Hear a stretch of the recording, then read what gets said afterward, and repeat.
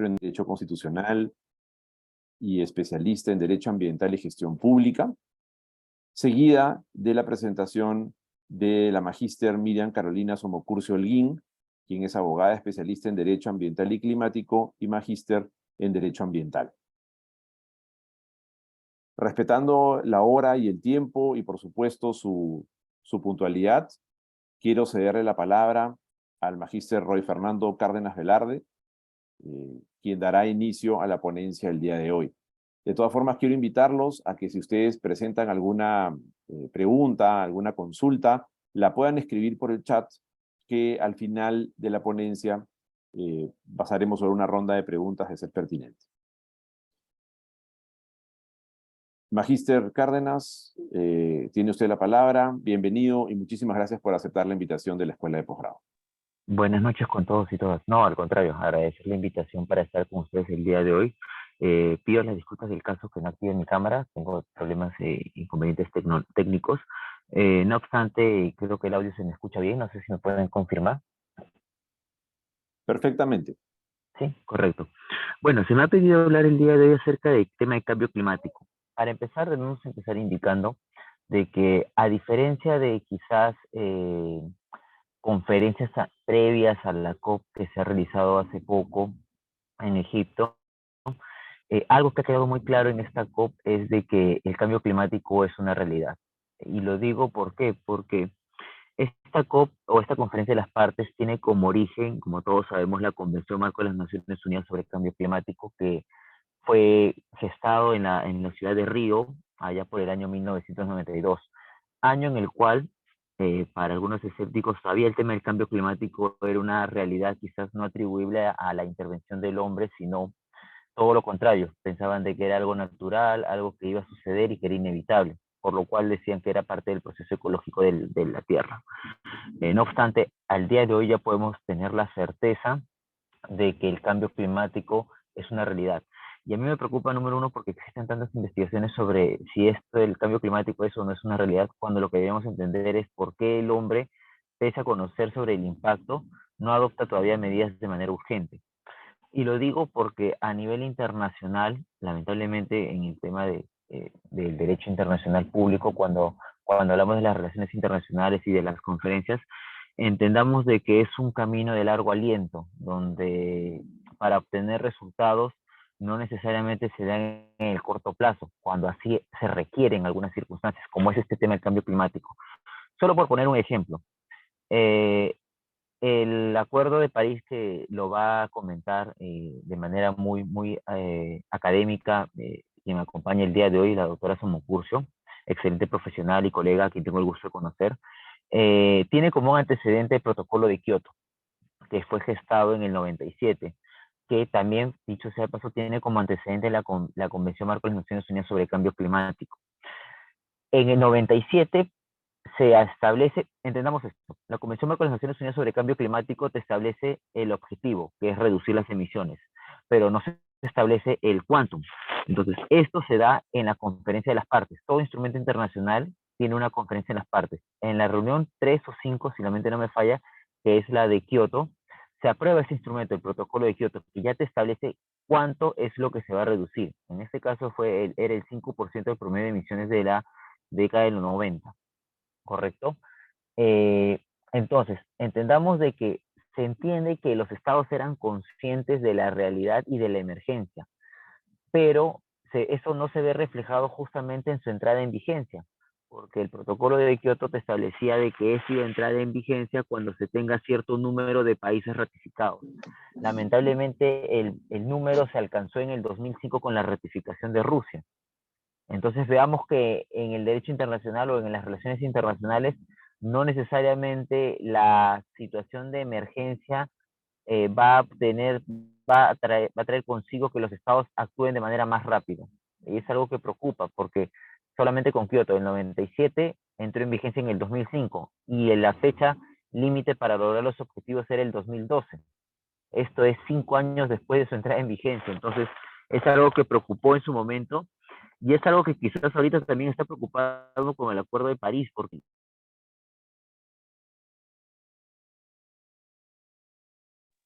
que está preocupando de que los países no están actuando de la manera que correspondería. Eh, También veamos que un salto diferenciado entre el protocolo de Kioto y el Acuerdo de París, que también lo va a desarrollar la doctora Sumokushi, que no me quiero explayar mucho, es que en el caso de Kioto se hablaba de los países industrializados y no industrializados, o anexo 1, anexo 2, y se establecía una meta común para todos, lo que no sucede en el Acuerdo de París. En el Acuerdo de París, bajo el principio de responsabilidades comunes pero diferenciadas, se señala que todos deben intervenir. El tema es que no todos van a intervenir en igual medida, ¿correcto? Y no se establece una meta común para todos, sino que se establece de que cada país va a establecer en el marco de sus capacidades las metas a reducir. Entonces, aquí viene otro punto muy importante. ¿Qué es lo que nos espera como país? Diría yo que en un primer momento, luego de la COP que se ha realizado, es lograr lo que nos hemos comprometido. Y quizás no ponernos metas más altas hasta que no tengamos la certeza de que vamos a cumplir lo que ya hemos establecido al día de hoy. ¿Y a qué voy con esto? El Perú se había comprometido a reducir en un 30% sus emisiones al 2030. En el 2020, el presidente Sagasti aumenta dicho compromiso del 30 al 40%. ¿Por qué lo hace? El acuerdo de París se señala que los países van a establecer cada vez metas más ambiciosas. Es verdad, cada país adopta sus metas en el marco de sus capacidades, pero estas metas tienen que ser cada vez más ambiciosas. Es por eso que en el año 2020 se sube del 30 al 40%. Lo que ahora corresponde saber es si vamos a lograr ese 40% y si es que corresponde que logremos que nos tracemos metas más ambiciosas. Ese es un aspecto en relación al cambio climático y lo que podemos hablar hoy día del Acuerdo de París y lo de la COP que se ha realizado en Egipto.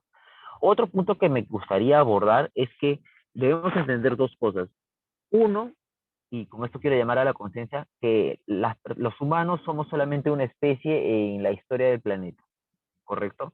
No debemos considerar que tenemos un rol muy importante porque somos una especie dentro de la historia del planeta. El planeta ha estado antes, ha estado y va a estar después del paso del hombre. Y lo segundo que quiero mencionar es que el planeta o el ambiente es todo un sistema, ¿correcto? No se le puede ver de manera aislada, sino que se tiene que ver como todo un sistema. Y eso también se ve reflejado, o me gustaría ver que lo entiendan por el tema de las conferencias de las partes. Como yo mencioné, la conferencia de las partes es un organismo que se crea producto de los instrumentos internacionales. La Convención Marco de las Naciones Unidas sobre Cambio Climático tiene su COP, que quizás es la más conocida, porque todos escuchamos todos los años acerca de la COP, y creemos de que la COP es algo exclusivo del tema del cambio climático. Pero también hay otro instrumento como es el Convenio de Diversidad Biológica que te habla de que tiene su propia COP y que justamente su COP número 15, 17 se ha realizado hace poco también, donde se ha abordado el tema de diversidad biológica, pero donde también ha incidido el tema del cambio climático. Y es porque justamente el cambio climático es un sistema. Se está viendo, por ejemplo, en esta COP, cómo el tema de la deforestación conlleva la pérdida de especies, cómo la pérdida de especies influye en el proceso ecológico del planeta, cómo tú quitando una especie de toda la cadena, de todo el proceso ecológico, estás afectando o estás impactando en el ambiente. Entonces, esto es algo que debemos entender, que el ambiente es un sistema completo, que no se le puede ver de manera aislada. Otro aspecto que debemos entender son quizás lo que Barry Commoner hablaba como las 4 leyes de la ecología. Y no quiero hablar quizás de todas las leyes, sino centrarme solamente en una que decía que, eh, palabras más, palabras menos, es que ningún bien o servicio brindado por el planeta viene en balde. O sea, ¿qué quiere decir esto? De que todo tiene un costo, por así decirlo. Todo lo que llegamos a consumir o a aprovechar de lo que nos brinda el planeta tiene un costo, sea en materia económica, sea en términos económicos o ambientales. Pero debemos entender eso. ¿Y a qué viene esto? Porque justamente la pregunta o qué viene después de la COP, básicamente es tratar de entender que la presión demográfica está afectando, poniendo en riesgo la subsistencia de la humanidad. Hace poco llegamos a a un récord pico sobre el tema de la población demográfica en el planeta, y eso también conlleva lo que se conoce como el Día de la Sobrecapacidad. Año a año llega un día en el cual la humanidad consume todo aquello que el planeta le brinda para un año. Antes de la pandemia, por ejemplo, estos días estaban llegando en meses de junio, julio. ¿Esto qué quiere decir? Que en julio aproximadamente la humanidad consumía todos los recursos que el planeta le brindaba en un año. Con la pandemia y producto del aislamiento que se dispuso, estos meses llegaron a moverse a agosto, llegó incluso a agosto. Entonces, muchos se esperanzaron de que esto iba a seguir manteniéndose en el tiempo, pero vimos que no era así, que post pandemia estamos llegando nuevamente a fechas en las cuales este día está llegando en meses de julio, junio, julio.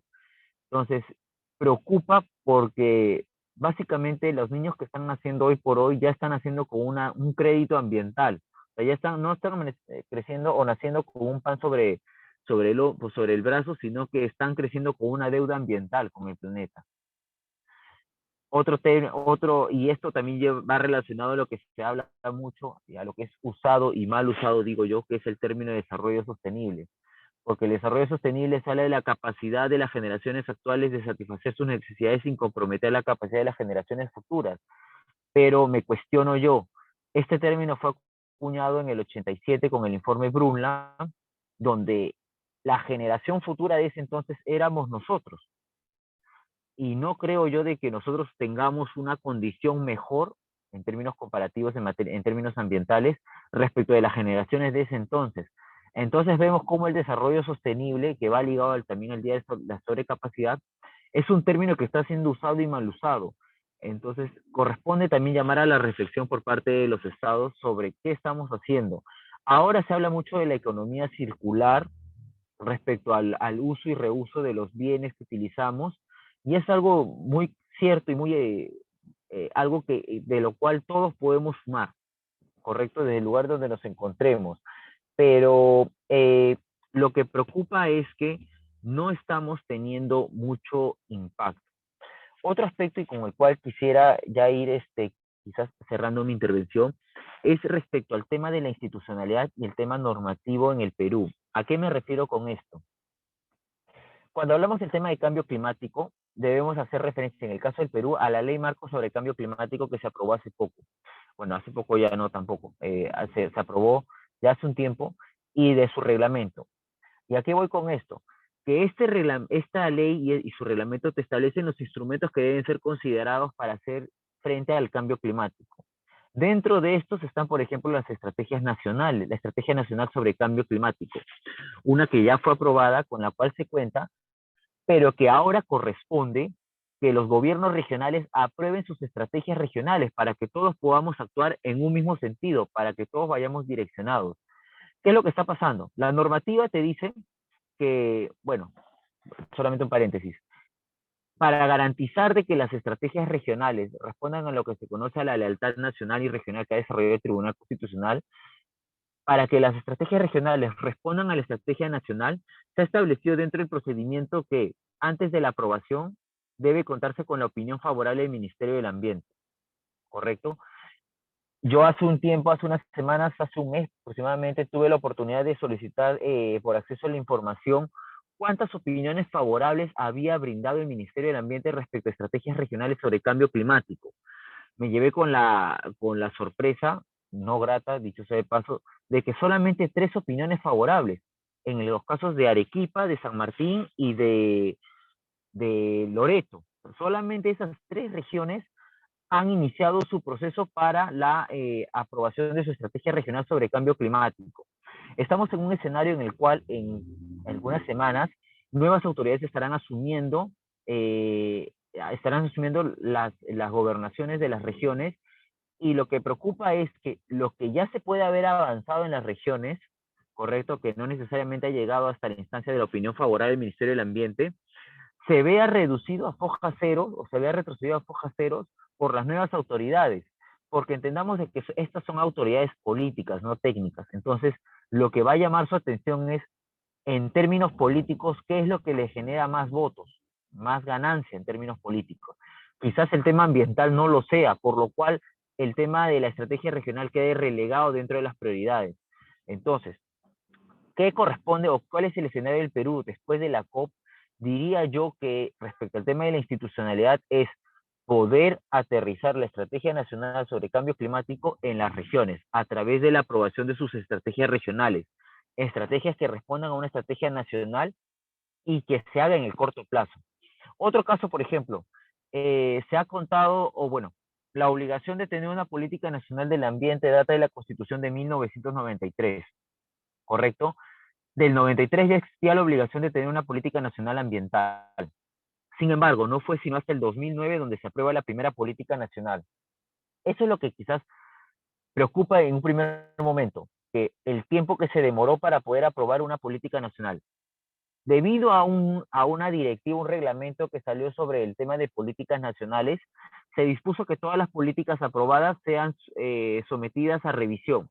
Y es por eso que hace poco se aprobó una nueva política nacional ambiental, la cual tiene fecha de caducidad, por así decirlo, que es al 2030. Los estados, bueno, en este caso la política nacional tiene una vigencia hasta el 2030, y lo que preocupa ahorita es que también los gobiernos regionales tienen que aprobar sus políticas regionales acorde a esta nueva política y que tienen que hacerlo en el menor tiempo posible. Ahorita ya estamos 2023.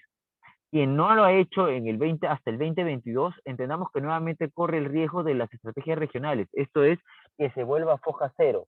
Entonces, tenemos que la elección o cuál es el mensaje que de respecto a qué nos toca ahora luego de la COP, diría yo que es efectivizar las estrategias regionales y las políticas nacionales, efectivizar la estrategia y las políticas nacionales que contamos en el país para que todos podamos actuar en un mismo, todos podamos hablar un mismo lenguaje, ¿correcto? Eh, es muy importante ello porque tenemos tenemos otras problemáticas que también requieren ser abordadas, por ejemplo, temas como los defensores ambientales, y con eso hacemos referencia también al Acuerdo de Escazú, que es muy discutido, que ha sido muy debatido, que lamentablemente ha sido archivado en dos oportunidades por el Congreso de la República y que se espera sea nuevamente desarchivado y pueda ser debatido, pero debemos enfatizar en eso, en la necesidad de contar con estrategias regionales y planes regionales que respondan a las directivas nacionales. No me quiero extender más, si quisiera dejar alguna reflexión sobre la mesa respecto a la importancia de qué le espera el Perú, son dos cosas. Como ya mencioné, discúlpenme que suene redundante.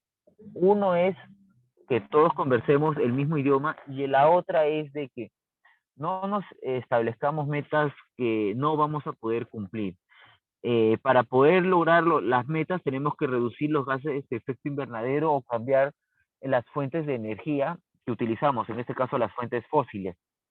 En la región, uno de los países que viene liderando el tema del cambio de fuente de energía es Chile.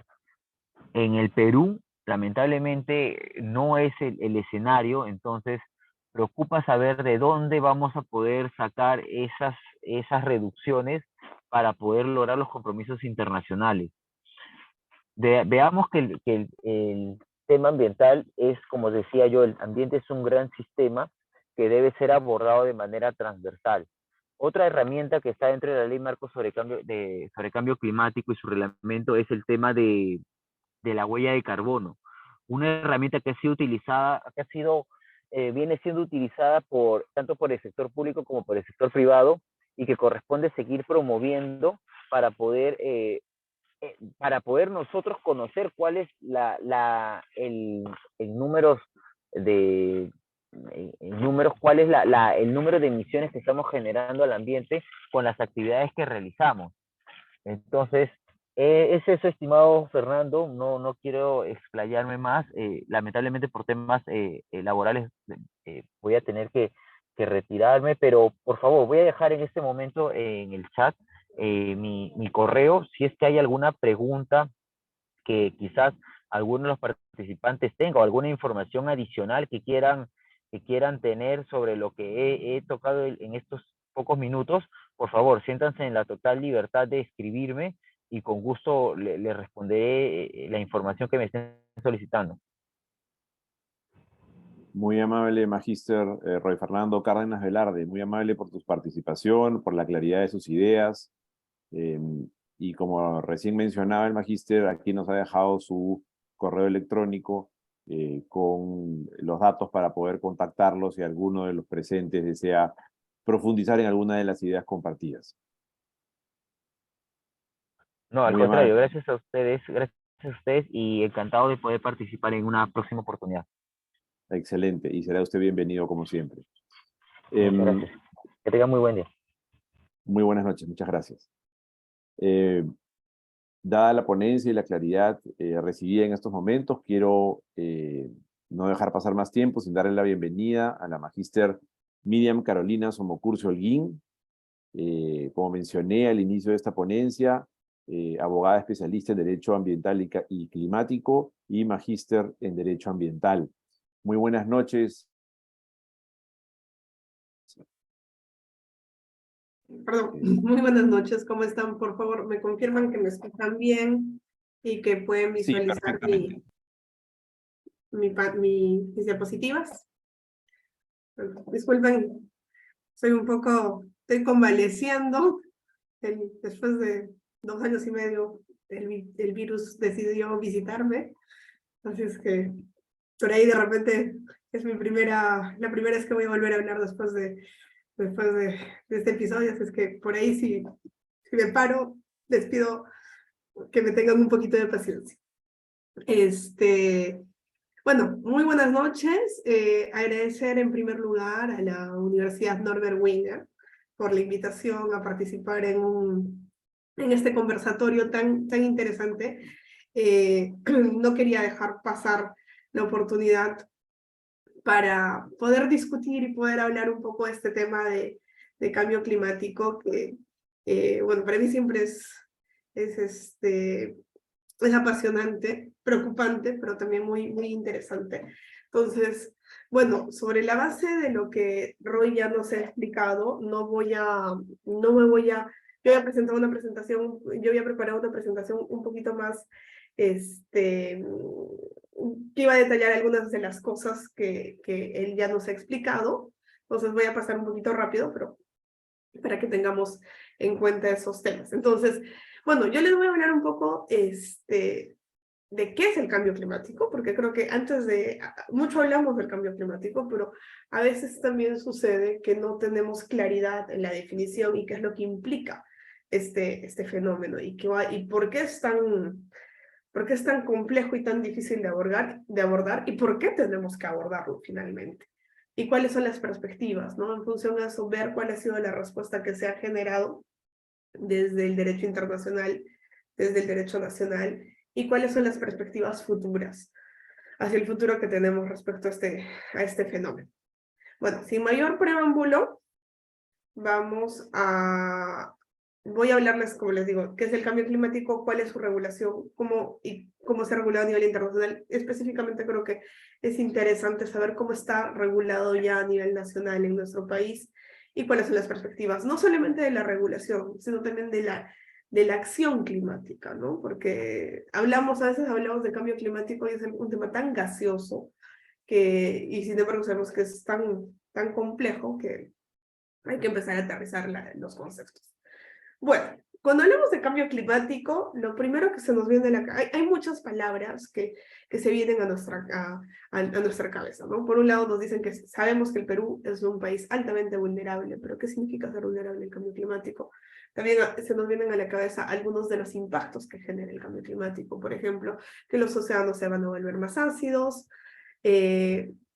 o también hacemos referencia a algunas de sus causas, ¿no? Por ejemplo, la deforestación, a las acciones que se están haciendo, ya sea para reducir los gases con efecto invernadero, por ejemplo, la famosa mitigación, o el hecho de que tenemos que adaptarnos, los famosos gases con efecto invernadero, el hecho de que tenemos que aprender a ser resilientes. Otro concepto que suele ser traído a colación es esta famosa cifra de los 2 grados centígrados. El hecho de que es importante la educación. También se habla mucho del Acuerdo de París. Entonces, vamos a definir un poquito, vamos a fijar estos conceptos previamente.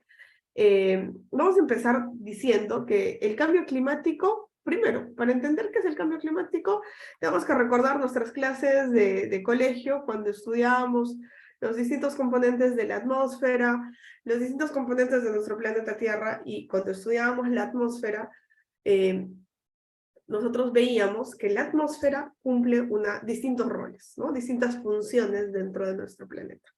Una de ellas es, por ejemplo, tener la famosa capa de ozono que nos protege de la radiación solar, pero también otra de las funciones que tiene la atmósfera es la de generar una cosa que se llama el efecto invernadero. ¿Y en qué consiste el efecto invernadero?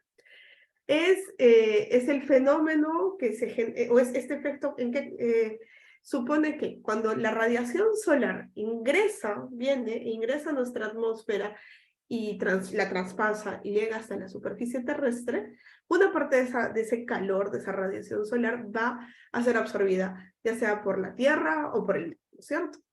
Pero al chocar con un cuerpo, con una superficie, disculpen mis colegas ingenieros o de las ciencias, básicas, que yo soy, mi explicación es de una abogada.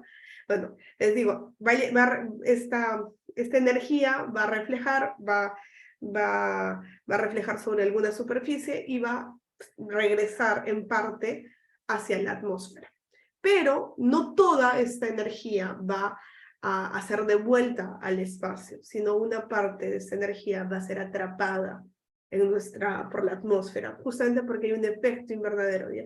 Y es gracias a este efecto invernadero que, por ejemplo, que se concentra una cantidad de calor en la atmósfera, y es gracias a este efecto invernadero que, por ejemplo, la temperatura de nuestro planeta es la que tenemos. De acuerdo a lo que dicen los científicos, si no tuviésemos si nuestra atmósfera no generase ese efecto invernadero, la temperatura del planeta Tierra estaría por debajo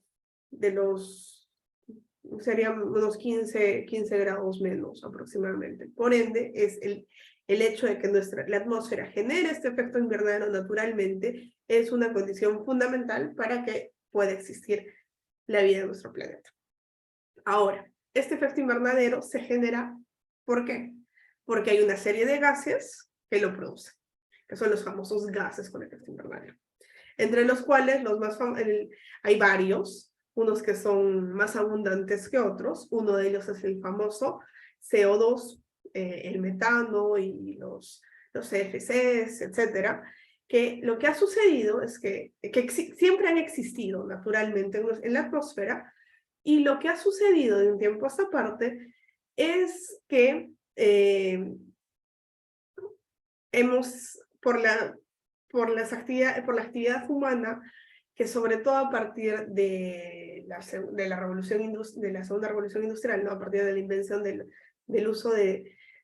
del motor a vapor, que ha conllevado el uso de combustibles de origen fósil, ¿no? Que puede ser el carbón, puede ser el petróleo, que al ser utilizados generan CO2, ha hecho que nuestra atmósfera esté saturada de estos gases con efecto invernadero.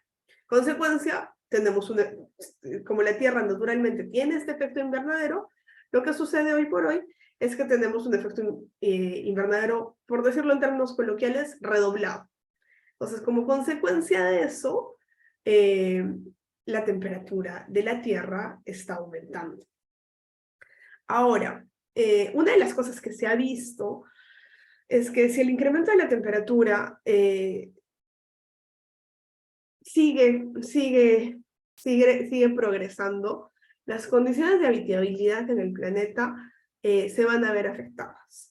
Es más, la ciencia ha sido bastante aguda en este tema y han establecido que hay un límite de temperatura del que debe generar como máximo, en el que puede variar esta temperatura. La temperatura como máximo que debe llegar es a 1,5 grados para que todos estemos a salvo, sin que ningún ecosistema, ninguna población se vea en peligro. Incluso, poniendo ya en riesgo algunos, incluso podríamos llegar hasta 2 grados centígrados.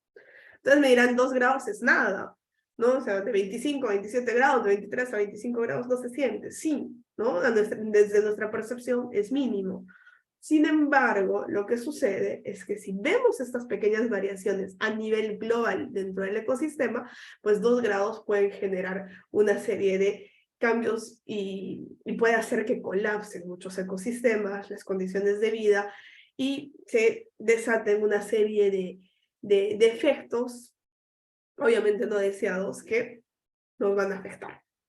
Entonces, al ser conscientes de esta problemática que genera el cambio climático, bueno, antes en el año 92 los países, como ya lo explicó, esta parte lo voy a hacer rapidito, como ya bien lo explicó Roy, los países se reunieron en el seno de la Cumbre de la Tierra y negociaron, ¿no? Que tuvo lugar en Río 92, y negociaron una conferencia marco de Naciones Unidas para hacer frente al cambio climático. Aquí, como una cosa que es sumamente importante, es que acá lo que dijeron, lo que nosotros vamos a hacer frente no es al cambio general del clima, sino al cambio que se está generando como consecuencia de la actividad humana.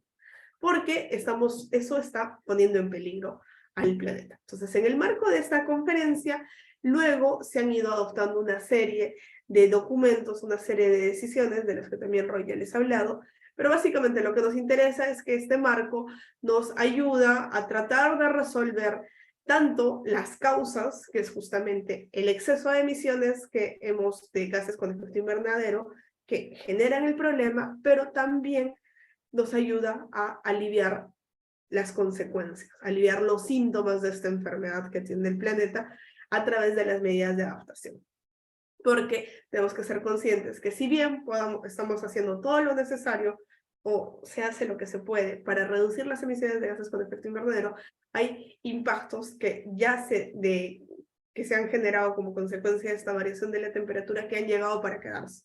Y están haciendo pues que los ecosistemas cambien y como consecuencia de eso el clima está cambiando.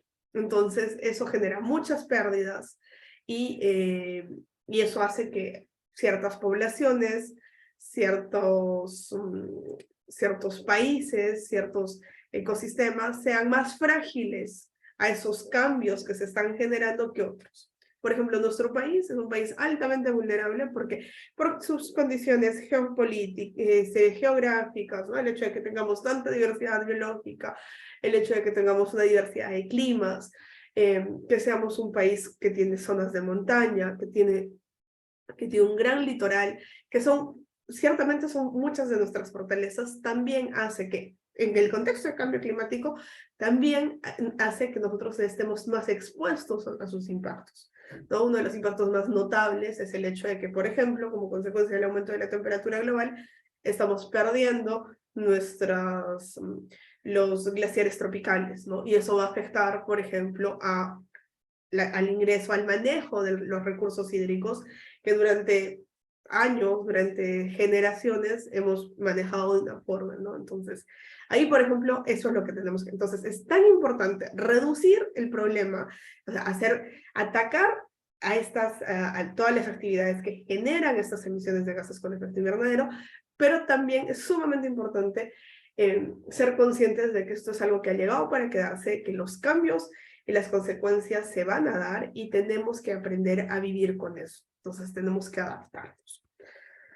Ahora, a lo largo de estos más de 27 años, porque desde el 92, se han adoptado, los países se han ido reuniendo año a año en las diferentes conferencias de las partes, ¿no? Las famosas COPs.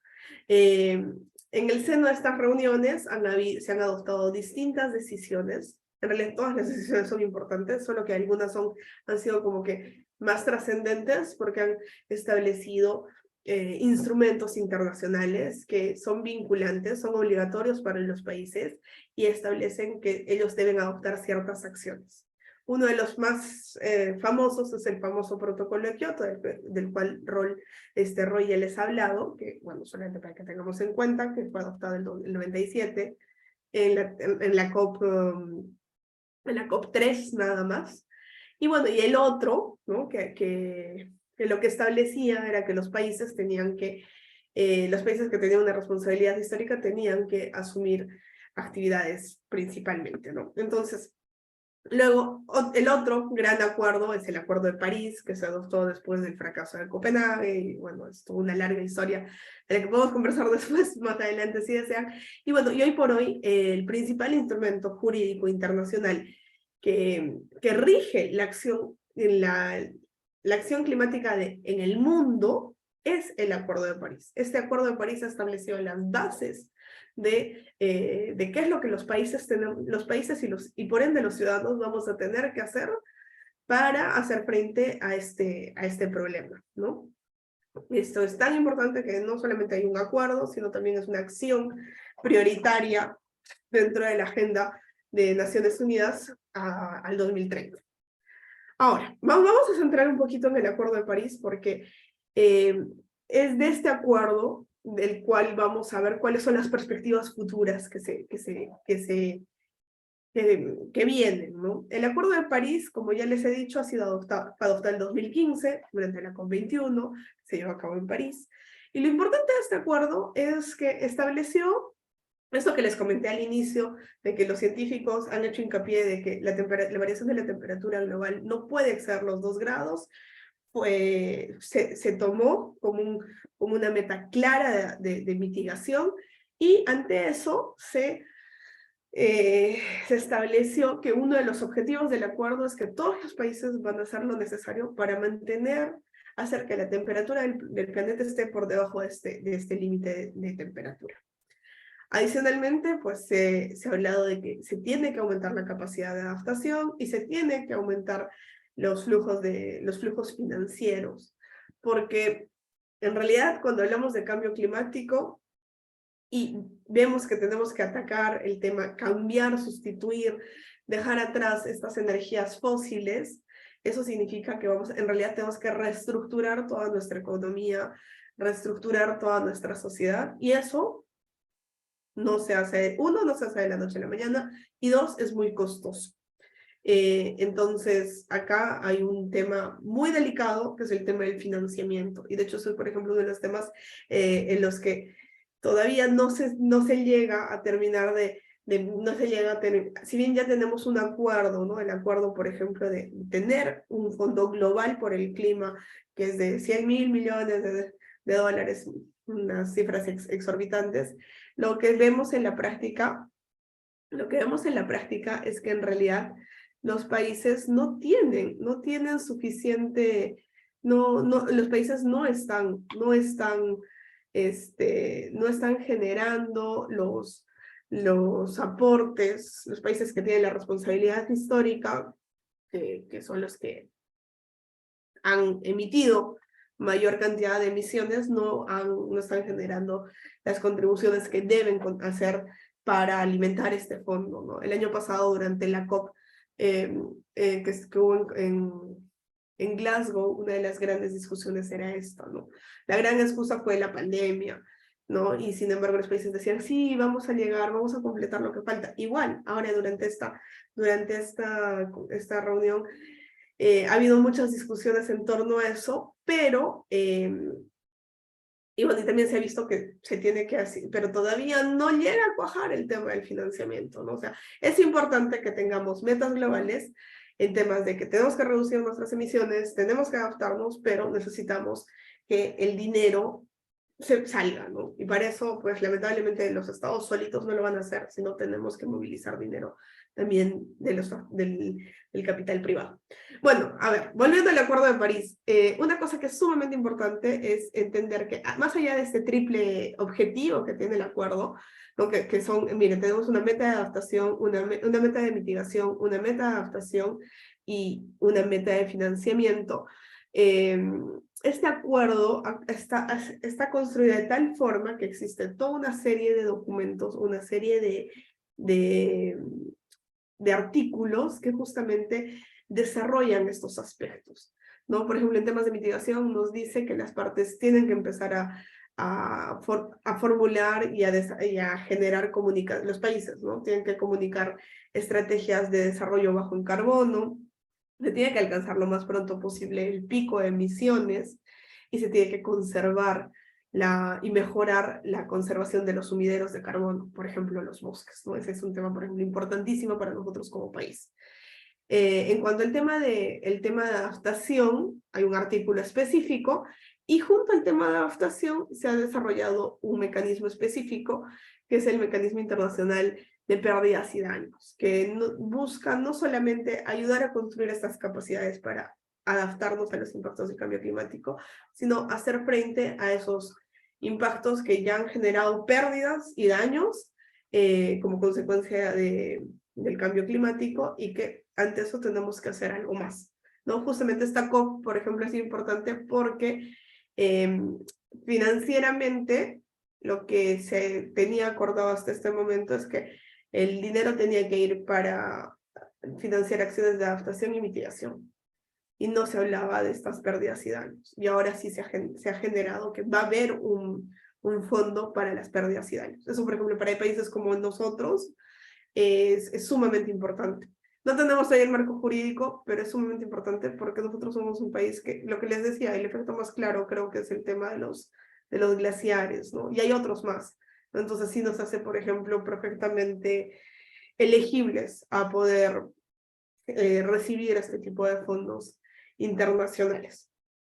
Y bueno, el tema, como les decía, el financiamiento, que es lo que va a sostener todas estas acciones de adaptación, estas acciones de mitigación, que no solamente es dinero por sí mismo, ¿no? Sino es dinero que nos va a ayudar, por ejemplo, a desarrollar la tecnología, a fortalecer capacidades, a generar empoderamiento dentro de la sociedad. Entonces, eso básicamente es lo que yo quisiera que se lleven del Acuerdo de París. Y el hecho de que este acuerdo tiene una herramienta maestra, que son las famosas contribuciones determinadas a nivel nacional o los NDCs, también se les conoce con el nombre, ¿no? Que no tienen una definición exacta en el acuerdo, pero lo que podríamos decir es finalmente es el compromiso que cada país que ha firmado el acuerdo ha asumido y ha dicho que va a ejecutar para reducir sus emisiones y adaptarse al cambio climático. Una de las características de estas emisiones, de estas NDCs, de estos compromisos, es que tienen que aumentar progresivamente, cada 5 años se tienen que revisar y tienen que ir implementándose poco a poco.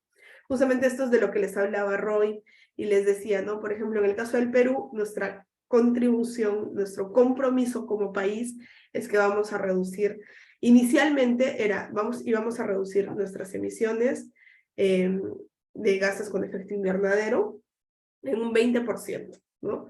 En un 20%, pero si nos brindan apoyo, podríamos reducirlas hasta en un 30% al 2030. Luego, justamente como el acuerdo dice que estas contribuciones tienen que aumentar en ambición, el año 2020 tuvieron que ser ajustadas. Y eso es lo que hizo el gobierno del presidente Sagasti. Y ya no dijeron que íbamos a reducir solamente 20% solo, sino 30%. Y si nos brindan financiamiento, se nos brinda apoyo, podemos llegar incluso a una reducción de 40% de emisiones de gases con efecto invernadero. Ahora, en las NDCs no solamente tenemos, ese es por ejemplo nuestra NDC en términos de mitigación, pero también hay reducción hay un NDC que propone medidas para que nos adaptemos. No, miren, hay una cantidad de y en función a las medidas, acá por ejemplo, miren, en el caso de las emisiones, acá nos dicen cuál es el porcentaje de emisiones que vamos a ir reduciendo si ejecutamos todas esas medidas. En el tema de adaptación es un poco más difícil quizás porque primero que no hay una meta global de adaptación aún, que es una meta que en realidad depende de las circunstancias nacionales que se está trabajando a nivel internacional para definir la metodología y establecer cuál es esa meta de adaptación.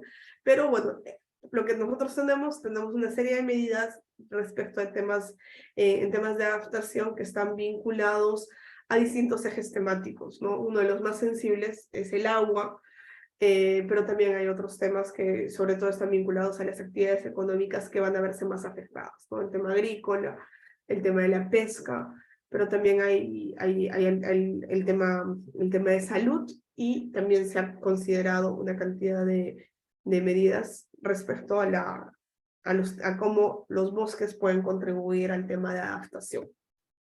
Bueno, esto voy a pasarlo rápidamente, solamente, miren, por ejemplo, para entender un poquito mejor nuestra contribución, como les decían, nuestra contribución dice que vamos a reducir el 30% de nuestras emisiones al 2030.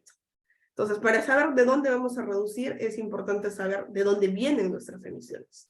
Para eso nosotros tenemos un inventario nacional de gases con efecto invernadero, que este es, por ejemplo, uno que teníamos del 2015, que nos dice que, por ejemplo, la mayor cantidad de emisiones de nuestro país viene de lo que se conoce con el nombre de USCUS, que es el cambio de uso del suelo. Traducido en lenguaje de los mortales ciudadanos comunes y silvestres como nosotros, eso es la deforestación, el cambio de uso del suelo del bosque, del suelo forestal. Eso es deforestación de la Amazonía, principalmente, que se produce por distintas causas. Actividades mineras ilegales, narcotráfico, avance de la frontera agrícola y otras cosas más, ¿no? Entonces, ese es un tema sensible. Y hay otros temas más, ¿no? Nosotros no somos un país altamente industrializado, entonces, por ejemplo, sí generamos emisiones industriales, pero no es el grueso de no es la principal fuente de emisiones de nuestro país.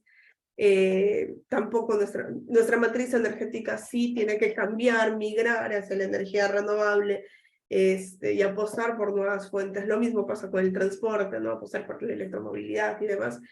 Y tenemos que hacerlo, porque es parte de la transición energética que vamos a vivir. Pero el grueso de nuestras emisiones como país está en este sector. Ahora, bueno, solamente acá les voy a pasar rápidamente. Miren, estas son las medidas, por ejemplo, de mitigación que están divididas por temática, ¿no? Hay temas de energía, de transporte, de agricultura, forestales, etc. Y estas son nuestras medidas en temas de adaptación. Ahora, lo interesante de este acuerdo es que los países tienen que reportar qué es lo que los países se comprometieron, ¿no es cierto? Y cada 5 años tienen que reportar los niveles de cumplimiento. ¿No? El primer reporte de cumplimiento que tenemos que mandar todos los países es el próximo año, el 2023, para evaluar cómo hemos pasado de las lindas promesas a los hechos. Entonces, y eso está regulado por el acuerdo, ¿no? Va a haber un balance mundial, los países van a mandar sus contribuciones, van a decir, he reducido esto, y bueno, esto es lo que he cumplido. Yo prometí dar, no sé, 1.000 soles, y en realidad solamente he logrado dar 10, ¿no? En la práctica, qué sé yo. Entonces, los países, lo que es interesante es que este es un mecanismo que va a permitir transparentar y ver qué es lo que dónde estamos, ¿no? ¿Qué es lo que hemos prometido? ¿Qué es lo que hemos ejecutado? Entonces, por ejemplo, eso es importante y eso hace que, por ejemplo, la COP del próximo año sea interesante porque ahí van a salir a la luz estos resultados. Entonces, vamos a ver cuánto hemos avanzado como planeta. Y en realidad esto es bastante serio porque a pesar de que hay compromisos como el nuestro, y todos los países lo han hecho, vamos a ver que, por ejemplo, todavía, incluso si cumpliéramos con todos esos compromisos, y cuando traducimos esto en gráficos y en números, vamos a ver que existe ¿se acuerdan esta meta del grado y medio, de los 2,5 grados? Cuando se tabula esto, vamos a ver que, por ejemplo, si no hiciéramos nada, en la progresión del aumento de la temperatura estaría por acá, vamos por 4 grados. Como ya estamos haciendo algo, estamos aquí, y como ya tenemos contribuciones NDCs condicionales y no condicionadas acá, bueno, el balance mundial está acá más o menos. Y bueno, dicen, si cumplimos con lo que, por ejemplo, si el Perú llega a reducir su 40% de emisiones con ayuda, todavía estamos en la línea naranja, ¿no? Si todos los países cumplen con sus contribuciones, lo que va a faltar para cerrar esta brecha, para mantenernos en el límite seguro de los 2 grados, es esto. lo mismo, y bueno, ni hablar con el grado y medio. Entonces, cuando uno ve este gráfico, para mí es muy comunicativo, uno se da cuenta de que a pesar de que los países han prometido y ya hay un documento que dice que tienen que cumplir, que tienen que comprometerse, que tienen que reportar, los compromisos ni siquiera, primero es preocupante porque los compromisos, uno, no se están cumpliendo, dos, los compromisos no son suficientes. Y lo peor es que nos han dicho, estamos camino directo a la horca y no estamos haciendo nada. No estamos haciendo lo suficiente. Bueno, yo creo que ya. Entonces, esto es, ay, perdonen, se ha repetido esas dos últimas diapositivas. Ahora, en el Perú, rápidamente, perdónenme, sé que me estoy excediendo, tenemos una norma de cambio climático, eso hace que seamos eso es un punto fuerte, es un punto a favor. Nuestra ley fue adoptada en 2018, miren, el Perú ratificó en el 93 la convención, en el 2003 ya ha ido adoptando lo que se conoce con el nombre de la Estrategia Nacional de Cambio Climático, nuestra segunda estrategia nacional es del 2014, es la que actualmente está todavía vigente. Estamos trabajando en una actualización que que debía haberse aprobado en octubre de este año, según un decreto que salió a inicios de año. Pero bueno, vamos a ver que todavía no, porque realmente es un documento muy ambicioso, porque es como que la política nacional de cambio climático, y no tiene un horizonte a 5 años o a 10 años, sino tiene un horizonte al 2050. Entonces, bueno, ahorita el MINAM está trabajando en la elaboración de este documento porque está siendo elaborado con la metodología del CEPLAN, como todas las políticas públicas, ¿no? Entonces, bueno, hay todo un tema, es un documento bastante técnico, bastante difícil, pero yo creo que cuando eso salga va a ser una herramienta muy potente, muy poderosa. Ahora, y más allá de la estrategia nacional que se está elaborando, el Perú ha ratificado el Acuerdo de París. Ha ratificado el Acuerdo de París, perdón, eso está mal, no debería decir 2014, debería decir 2016. Lo ratificó en julio del 2016 y 2 años más tarde aprobó su ley marco de cambio climático. Esta ley tiene un reglamento que instrumentaliza y operativiza esta norma, que es sumamente rica, y también tiene otras normas que nos han ayudado a adecuar algunas instituciones antiguas, porque acuérdense que desde el 93 se ha ido construyendo la institucionalidad climática. Y un instrumento legal muy potente es el decreto que se dictó este año, en enero del 2012, que nos habla de la Declaratoria de Interés Nacional de la Emergencia Climática. Vamos a hablar un poquito, ¿no? Nuestra ley, como les digo, del 2018, es una ley marco, tiene lo necesario, como toda norma puede mejorar. Si uno hace un análisis comparado de esta norma, por ejemplo, la norma, yo encuentro que la norma chilena, que es más reciente, es más potente, pero bueno, es una norma que ha salido 4 años después, en un contexto distinto. La colombiana también es interesante, también me parece interesante la norma mexicana. Otra cosa que es interesante y que hay que rescatar es que, si bien es cierto, por ejemplo, hay otros países no sé, como Costa Rica, como Brasil, que tienen normas que están vinculadas a temas de cambio climático, la norma peruana, junto a las que les he mencionado, son las pocas normas que se alinean y que van de la mano con lo que dice el Acuerdo de París, ¿no? Entonces, eso es interesante porque hace que hablemos en el mismo idioma.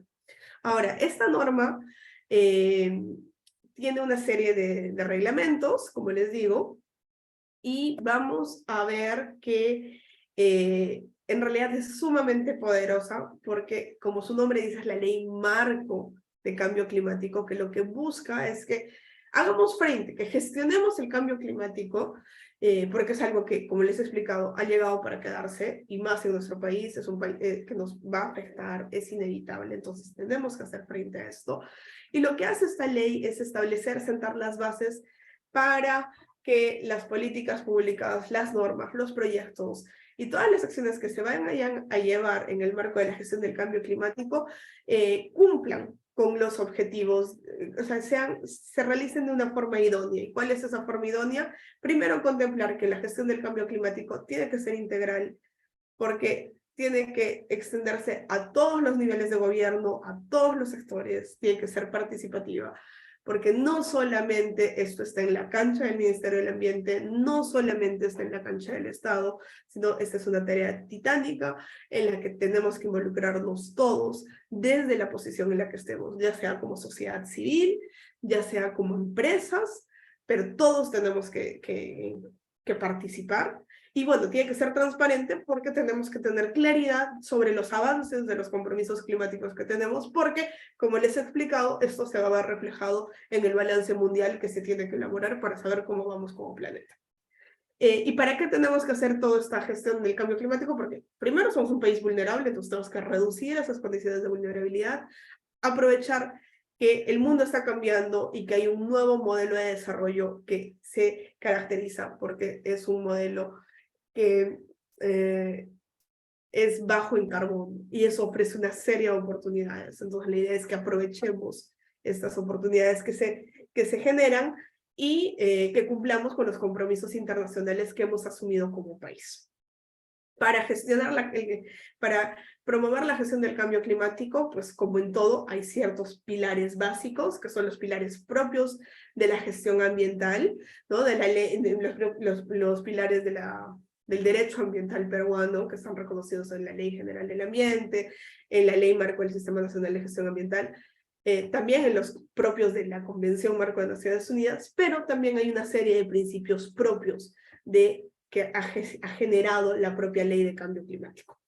Que bueno, para que tengamos una idea, que son estos, que básicamente, bueno, todos son importantes, si no, no serían principios, pero uno que a mí personalmente me parece sumamente importante, son estos dos, que nos habla de la integración, que el Estado tiene que integrar, o sea, es como que se nos tiene que meter el chip, así como ahora, si queremos cambiar el problema de la violencia de género, tenemos que integrar ciertas cosas en nuestro pensamiento para cambiar esto igualito. Si queremos hacer frente al cambio climático, tenemos que integrar en todo, desde el proyecto más chiquito hasta la política más grande, tiene que integrarse el tema del cambio climático.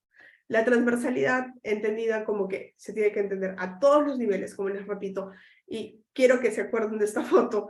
Miren, esta es una foto del Consejo de Ministros que se reunió el día que el entonces presidente Vizcarra promulgó la Ley Marco de Cambio Climático. Como ustedes ven ahí no está solamente la señora que ocupaba la cartera como ministra de Ambiente, que era la señora Fabiola Muñoz, sino estaban todos, absolutamente todos, los ministros de Estado, porque este es un desafío que involucra a todos los sectores y no solamente se queda en el nivel nacional, sino que abarca todos los distintos niveles de Estado. Está el nivel regional, el nivel local.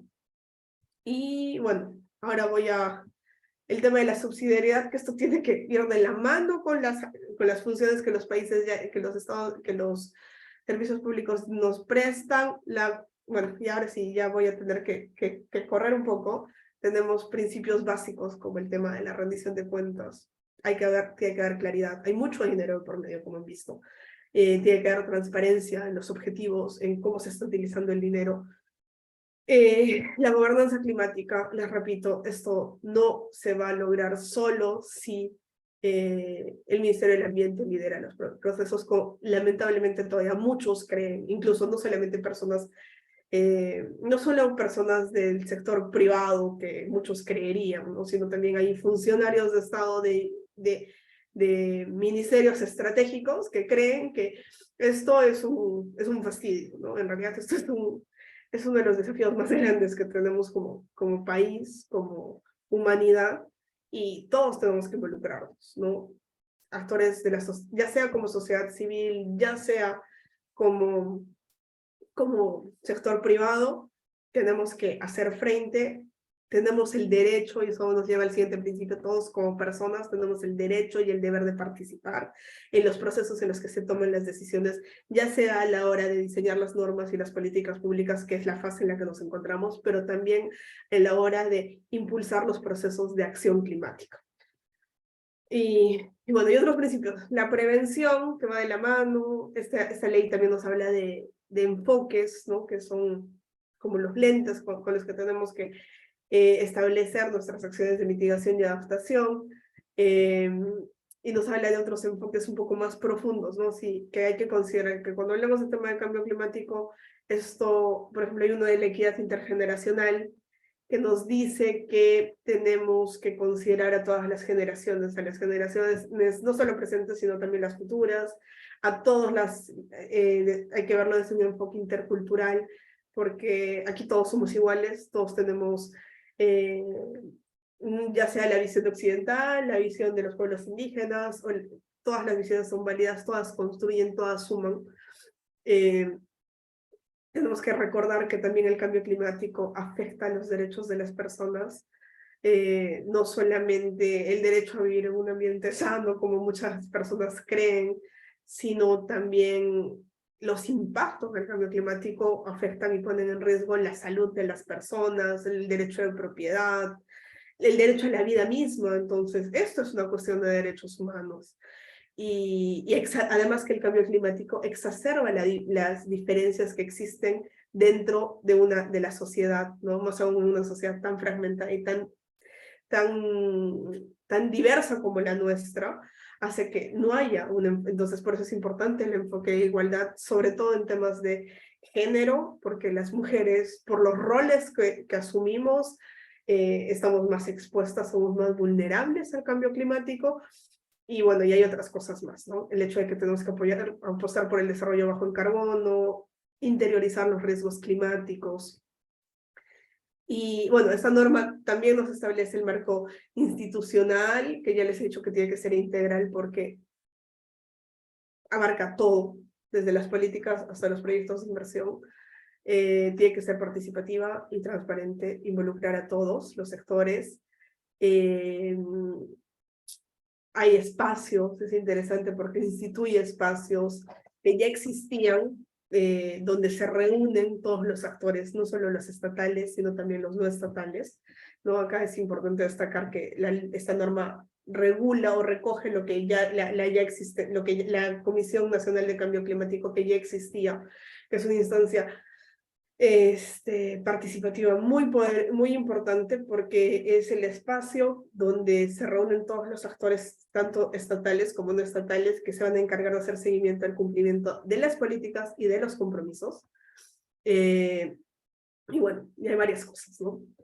Bueno, hace poco esta comisión se ha adaptado y son los responsables de hacer el seguimiento de estos compromisos.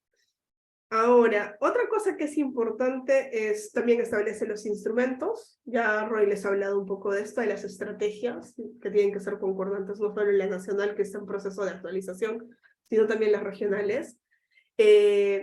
Y otras cosas más, ¿no? Los NS también los incorpora como una herramienta valiosa dentro de la realidad nacional. Otra cosa que es importante, ahora, ¿qué viene? ¿Cuáles son las perspectivas futuras? Tenemos un acuerdo, tenemos un problema grande, tenemos una ley.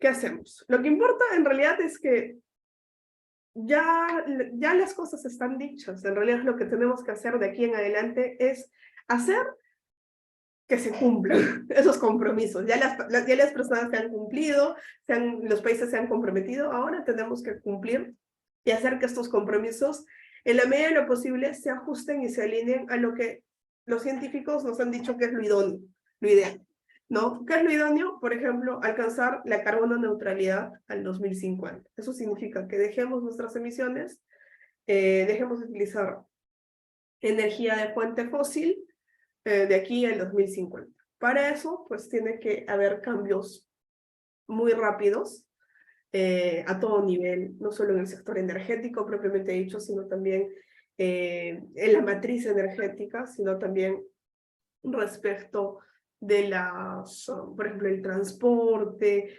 y eso no solamente se va a dar con las normas, sino también va desde un nivel muy alto, como las políticas, las normas nacionales, pero también tiene que verse reflejado en los hábitos de consumo que nosotros generemos, ¿no? Entonces, eso es importante. Hay varios acuerdos que se han adoptado. El año pasado, por ejemplo, en la COP se adoptaron muchas cosas para reducir emisiones. Por ejemplo, abandonar el uso de centrales térmicas.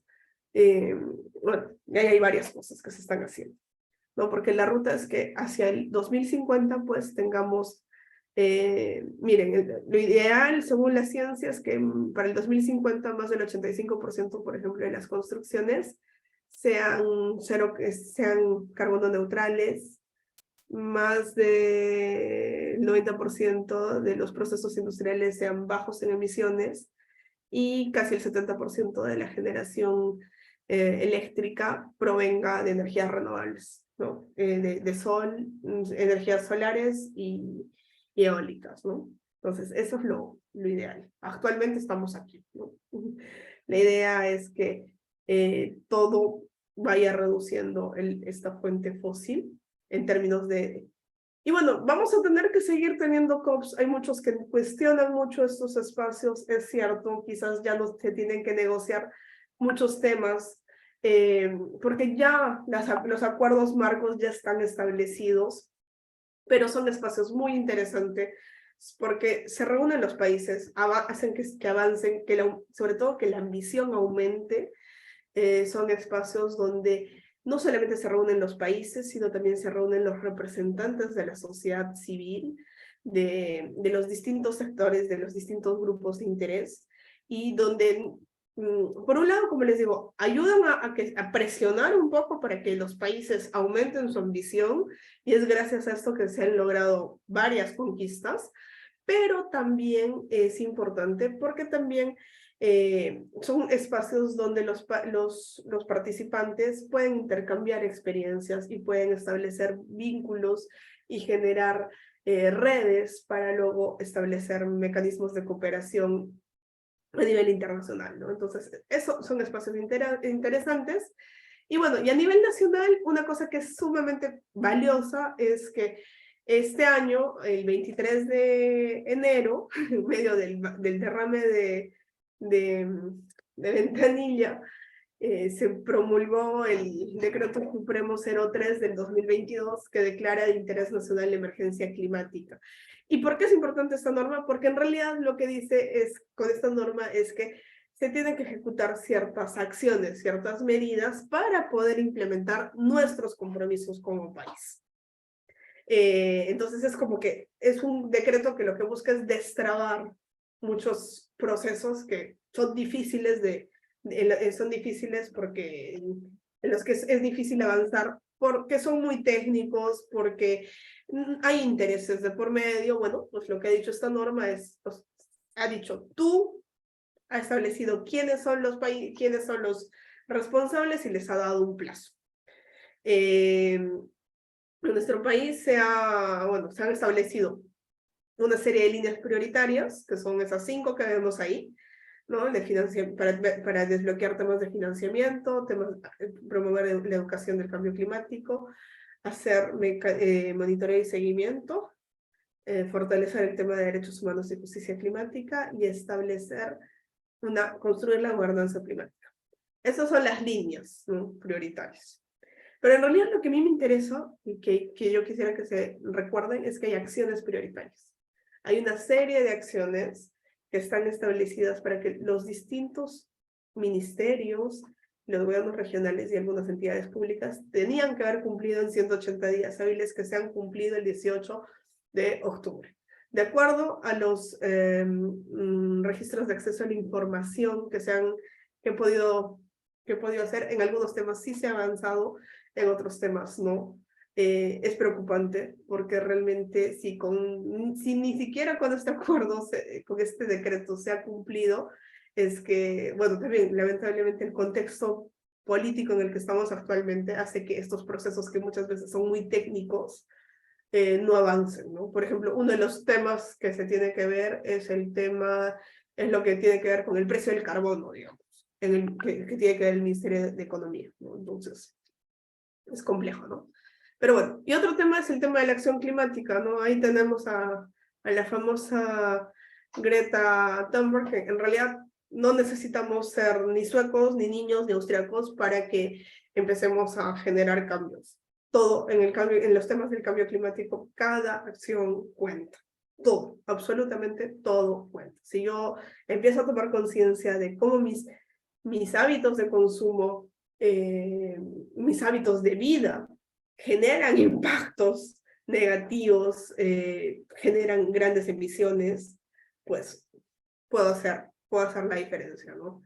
Ahora que gracias a la pandemia se ha puesto sobre la mesa, por ejemplo, la posibilidad de que podamos utilizar bicicleta, en vez de utilizar carro, podamos hacer teletrabajo, y que son cosas relativamente fáciles, ¿no? Pero también se puede apostar por hacer cosas un poco más profundas, ¿no? Como por ejemplo verificar cómo está nuestra dieta, ¿no? O sea, a la larga dicen que por ejemplo la dieta basada en carne es altamente contaminante, entonces en términos de emisiones, entonces que hay muchas cosas.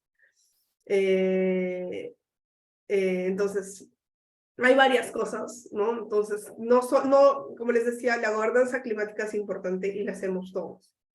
No todo está en manos del gobierno, también lo que nosotros hacemos es importante, y eso me lleva a mi última diapositiva, que otra cosa es que si nos organizamos como sociedad civil, hay muchos casos en los que ya se está empezando, el hecho de que tengamos estas leyes climáticas está generando que los ciudadanos puedan recurrir a la justicia para que se cumplan los compromisos o para que se indemnice por los daños que se está generando por el cambio climático, ¿no? Y eso se está dando a través de esta herramienta que es el famoso litigio climático. Hay varios casos. En el Perú todavía no ha avanzado mucho, hay muy pocos casos. Quizás uno de los más conocidos es este señor Saúl.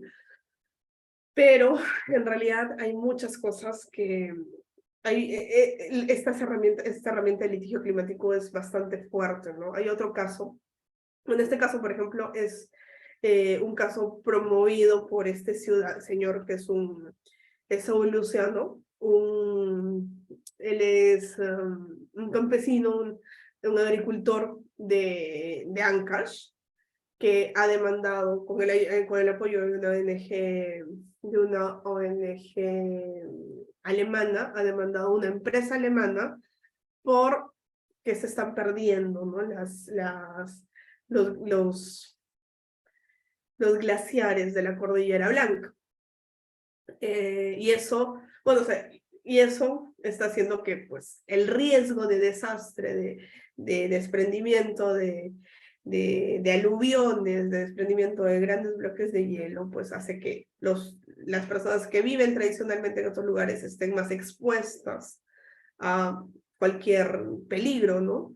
A que se generen huaicos, aluviones y demás. Entonces, lo que se ha hecho es, se ha demandado a esta empresa, y lo que se le está pidiendo a esta empresa es que, no es que resuelva todo el problema, sino que resuelva, que contribuya, que pague una parte de lo que costaría instalar un sistema de alerta temprana en caso sucediese alguna catástrofe en esta zona.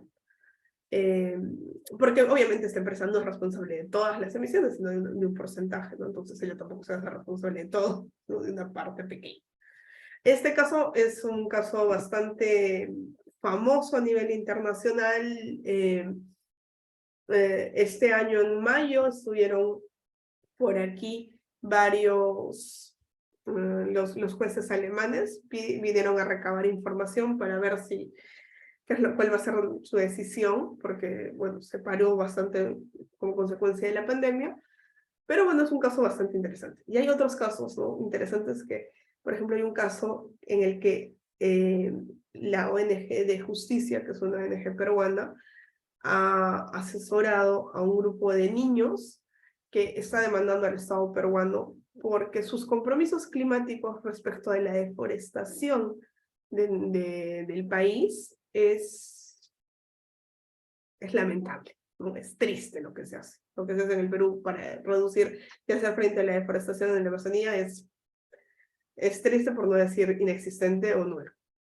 Este es un proceso de amparo que inicialmente fue denegado por los jueces, pero lo último que se ha tenido es que apelaron y se les ha declarado recién admisible. Después de 3 años les han declarado admisible la demanda, entonces en algún momento, ya pronto va a haber una sentencia. Bueno, pues vamos a ver qué sale de eso, ¿no? Definitivamente. Y como estos casos, hay muchos casos que se han dado a lo largo y ancho del mundo, donde justamente el hecho de que estos juicios se estén iniciando, ya sea contra las empresas o contra los estados, se están haciendo de que, y al existir las leyes, pues se tenga que empezar a tomar en serio toda esta regulación climática que se tiene. Perdónenme, me he extendido demasiado. Bueno, y eso es todo. Eso es todo lo que yo quería comentarles esta noche. Entonces, nada más. No sé si tienen algún comentario. Perdónenme, me he extendido. Estoy mirando, he hablado casi 40 minutos. Magíster Tomocurcio, al contrario, muy agradecidos por su presentación, súper clara.